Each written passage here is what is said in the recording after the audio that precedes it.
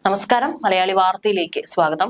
കേരളത്തിലാണെങ്കിലും ഇല്ലെങ്കിൽ മറ്റ് സംസ്ഥാനങ്ങളിലാണെങ്കിലും ചിലപ്പോൾ അതിക്രൂരമായ കൊലപാതകങ്ങളാണ് അരങ്ങേറാറുള്ളത്. കഴിഞ്ഞ 2-3 ദിവസം മുമ്പാണ് തിരുവനന്തപുരത്ത് കഠിനകുളത്ത് ഒരു യുവതിയെ വീട്ടിൽ കഴുത്തറുത്ത നിലയിൽ കൊല്ലപ്പെട്ട സ്ഥിതിയിൽ കണ്ടെത്തിയത്. ഇതിൽ ഇൻസ്റ്റഗ്രാം സുഹൃത്തായ പ്രതിയെ പോലീസ് തേടുകയാണ്. ഭർത്താവില്ലാത്ത സമയത്ത് വന്നിട്ടാണ് കഴുത്തറുത്ത് കൊലപ്പെടുത്തിയത്. അതിനുശേഷം പ്രതി സംസ്ഥാനം വിട്ടോ എന്ന സംശയം ഇപ്പോൾ നിലനിൽക്കുന്നുണ്ട്. പ്രതിക്കായിട്ടുള്ള തിരച്ചിലും ഇവിടെ പുരോഗമിച്ചുകൊണ്ടിരിക്കുകയാണ്. ഇതിനിടയിൽ ഇതാ ഭാര്യയെ കൊന്ന് കഷ്ണങ്ങളാക്കി മുറിച്ച് പ്രഷർ കുക്കറിൽ വേവിച്ച് ഹൈദരാബാദ് സ്വദേശിയായ മുൻ സൈനികൻ എന്നുള്ള റിപ്പോർട്ടുകളാണ് പുറത്തുവരുന്നത്.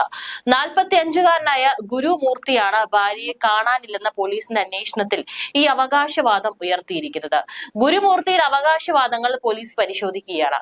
പുട്ടവെങ്കട മാധവിയെ കാണാനില്ലെന്ന് ജനുവരി 18-നാണ് കുടുംബം പരാതി നൽകിയത്. യുവതിക്ക് 35 വയസ്സാണ് പ്രായം. അന്വേഷണത്തിലാണ് പോലീസിന് ഭർത്താവിനെ സംശയം തോന്നിയത്. കൂടുതൽ ചോദ്യം ചെയ്തപ്പോഴാണ് ഇയാൾ കുറ്റകൃത്യം നടത്തിയതായി സമ്മതിച്ചത്. മാധവിയെ കുറിച്ച് ചോദിച്ചപ്പോൾ ഗുരുമൂർത്തി നൽകിയ മറുപടികളാണ് കുടുംബത്തിൽ സംശയമുണർത്തിയത്.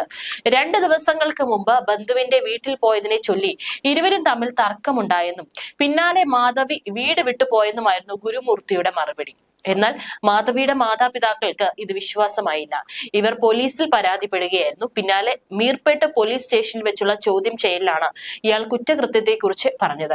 തെളിവുകൾ ഇല്ലാതാക്കാനാണ് മൃതദേഹം കഷ്ണങ്ങളാക്കി മുറിച്ച് കുക്കറിൽ വേവിച്ചതെന്നാണ് ഇയാളുടെ പ്രതികരണം.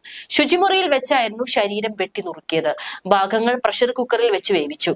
പിന്നീട് അസ്ഥികൾ വേർപെടുത്തി ഉലക്ക ഉപയോഗിച്ച് കുത്തിപ്പൊടിച്ച് വീണ്ടും വേവിച്ചു.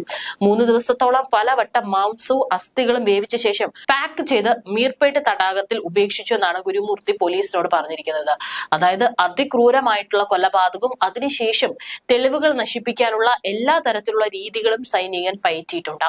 ബുധനാഴ്ച രാത്രി വരെ തടാകത്തിൽ നിന്ന് മൃതദേഹാവശിഷ്ടങ്ങളൊന്നും കണ്ടെടുക്കാനായിട്ടില്ല. വിശാലമായ തെരച്ചിലിലെ പരിശോധക സംഘങ്ങളും ഡോഗ് സ്ക്വാഡും സ്ഥലത്തെത്തിയതായി പോലീസ് അറിയിച്ചിട്ടുണ്ട്. ഏകദേശം 13 വർഷം മുമ്പായിരുന്നു ഇവരുടെ വിവാഹം. ഹൈദരാബാദിലെ ജില്ലെ ലഗുഡയിലാണ് താമസം. ഇവരുടെ 2 കുട്ടികളും സംഭവ ദിവസം മാധവിയുടെ സഹോദരിയുടെ വീട്ടിൽ പോയിരിക്കുകയായിരുന്നു. കഷ്ണങ്ങളായി മുറിച്ച മാധവിയുടെ ശരീരത്തിന്റെ ഒരു ഭാഗം ബാഗിൽ പൊതിഞ്ഞ് ജില്ലേഗുഡയ്ക്ക് സമീപമുള്ള ചന്ദൻ തടാകത്തിലേക്ക് എറിഞ്ഞതായിട്ടാണ് ഭർത്താവായിട്ടുള്ള ഇയാൾ മൊഴി നൽകിയിരിക്കുന്നത്. എന്നാൽ ഇതുവരെയായിട്ടുള്ള അന്വേഷണത്തിൽ മൃതദേഹത്തിന്റെ ഭാഗങ്ങളൊന്നും തന്നെ കണ്ടെത്താനായിട്ടില്ല. പക്ഷെ പോലീസ് അന്വേഷണം പുരോഗമിക്കുകയാണ്.